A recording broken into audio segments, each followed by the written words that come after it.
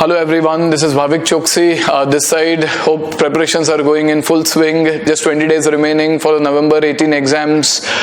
Okay, so this is a quick update on the notification issued by the Institute on 11th of October pertaining to changes in the treatment of dividend for consolidation. Okay, this is applicable for final year new course students only and from November 18 exams, that is with immediate effect. Okay, we'll just have a quick rundown on the treatments. Okay, what is pre-acquisition dividend? Pre-acquisition dividend is a dividend which pertains to the period for which holding company was not a shareholder. So, for example, the holding company acquired the stake on 1st of April 2016 and subsequently the subsidiary issues dividend for the period 15-16 when the holding company was not the owner. Such a dividend is called as a pre-acquisition dividend. Now, the current accounting treatment was, if you see the current accounting treatment in the standalone books, we would reduce it from the cost of the investment. This was largely based on AS 13, Accounting Standard 13, where any pre-acquisition profits were reduced from cost. Now, Ind AS does not really have the concept of pre-acquisition dividend in the sense that it says it is at the end of the day an income, and hence being an income, it should be taken to the profit and loss account, retained earnings, and not reduced from the cost of the investment. So the difference over here as the first point is in the standalone accounts, you will now show the pre-acquisition dividend as an income. Earlier, you used to reduce it from the cost of the investment. Okay, now how does this affect consolidation? Now typically we are already given the standalone balance sheets for both H and S.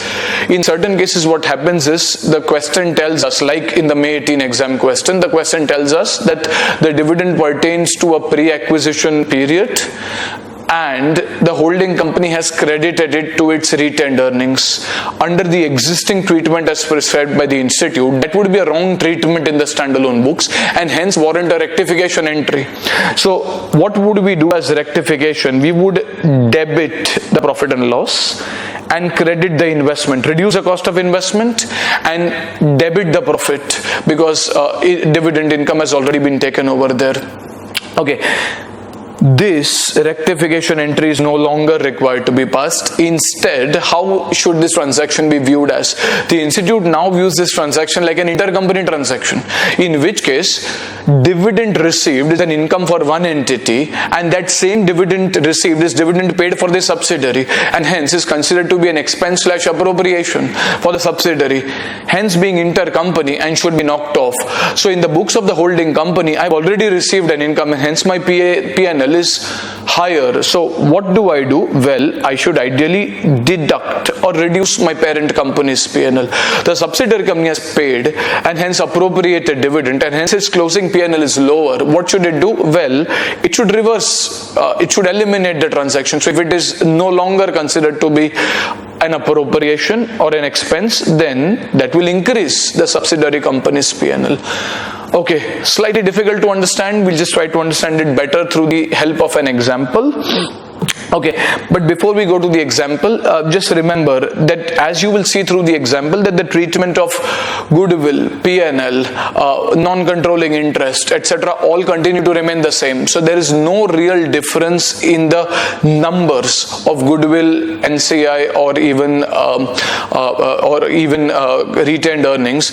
The difference largely pertains to presentation and hence you don't need to really panic about this adjustment because it will not alter your final answers. You just need to be slightly careful in the presentation and you're well sorted.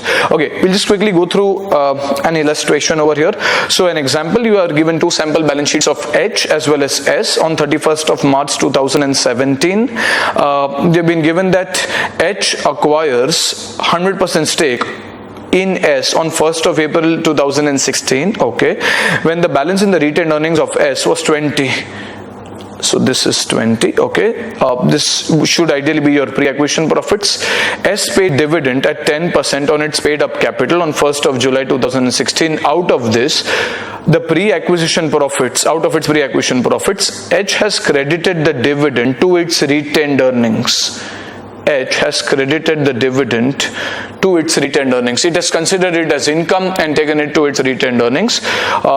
Show the cost of control and consolidated retained earnings. Okay, we'll quickly go through the suggested solution. Okay, so there are, remember, various alternative formats which you can use and get the same answer. This is just one of those formats. Okay, so let us say we prepare a consolidated retained earnings working and a cost of control working.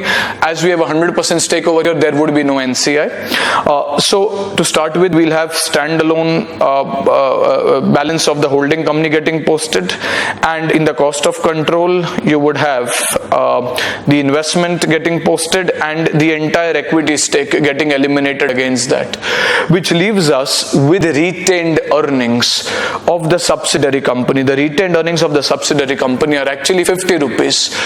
The job of a student is to split this between pre and post. Now we have been quite clearly given that 20 rupees pertains to the profits as on the date of acquisition, and hence this should be pre-acquisition profits, and ideally the balance should be post. Okay, however, we have been given that S paid dividend at 10% on the paid up capital on 1st July out of its pre-acquisition profits. So if we try to find the profits during the year, we can say that 20 rupees is the opening balance. We have been given that 50 rupees is the closing balance, and 10 rupees is the dividend paid during the year. Okay, this dividend paid has been quite clearly given to be out of the pre-acquisition profits, and hence the profits earned which are during the year are 40. So we can say that this is basically pre-acquisition profits. This is also a reduction from pre-acquisition profits, and this is profits for the year, I think it is 16-17. This is profits for the year 16-17, and we can call this as post. This is post-acquisition profits. Okay, if I had to split the retained earnings so that we can clearly know what is pre and what is post, the total retained earnings are 50. Out of this, 20 is clearly pre-acquisition, but out of this 20, 10 is already paid, and hence you have 10 rupees which are still remaining as on date for the pre-acquisition period. Okay, and the remaining 40 rupees, none of the dividend is paid out of that 40, and hence that 40 entirely remains. So this is your 10 rupees and 40 rupees total. 10 rupees will be taken to the cost of control account. 40 rupees will be taken to the consolidated retained earnings. As you can see, 10 rupees taken to the cost of control account, 40 rupees taken to the retained earnings account. Okay, now till now largely we can say that there's no real difference in the treatment. Now comes the difference. In the old treatment, what you might have studied is we would say that, well, the holding company, the subsidiary has paid the dividend, and hence the holding company has received the dividend. But if the holding company receives the dividend, has it correctly accounted it? Ideally, if it is out of pre-acquisition profits, it should have credited it to its investment. Instead, it took it to the retained earnings, and hence we need to pass a rectification entry, and a rectification entry would have been passed. This is 20, which is this is not 20, this is 10. This is 10 over here, so the dividend is 10, and we take 10 as pre-acquisition dividend. This is the effect of the 10 over here, and retained earnings we debit 10, which is the first effect. So we've given effect to both the items, and you can see that we have found, please pay attention on these numbers, we have found 330 as the consolidated retained earnings, and we found 80 as goodwill. The entire purpose of doing the old treatment is to make you realize that the answers are the same. It is just a difference in presentation. So what is the difference? Okay, so as per the new treatment, there is no rectification entry. So you will not pass any entry for rectification. Why? Because there's nothing called as pre-acquisition dividend which should reduce the cost of investment. Dividend is income, should go to the P&L, has gone to the P&L, and hence you don't need to make any changes. However, this is an intercompany adjustment. It's an intercompany income and an intercompany expense / appropriation. Well, this 50 over here has been calculated after deducting dividend. Similarly, this 300 over here has been calculated, must have been calculated after adding the dividend that the holding company must have received. So what are we supposed to do? we are supposed to, first of all, this needs to be ignored. This needs to be ignored. Remember, these were the two effects of the rectification entry. You will no longer have these effects.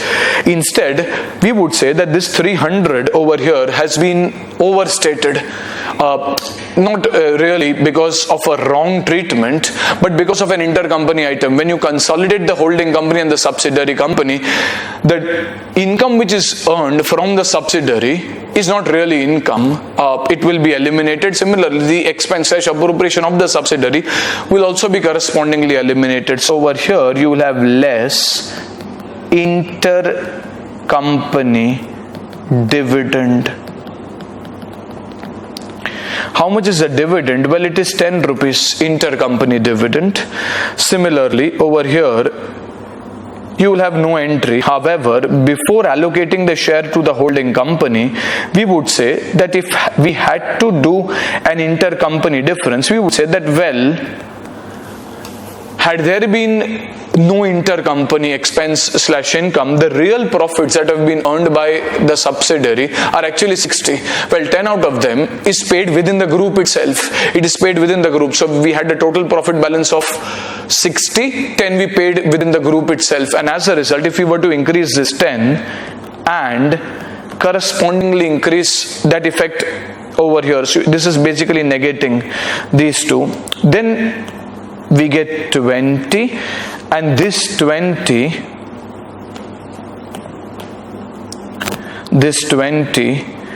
is going to go into the COC, and as a result, instead of taking 10, we take 20 over here.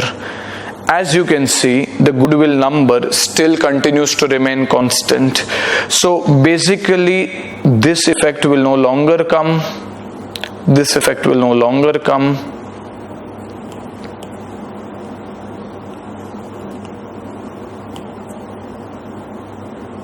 And instead you will have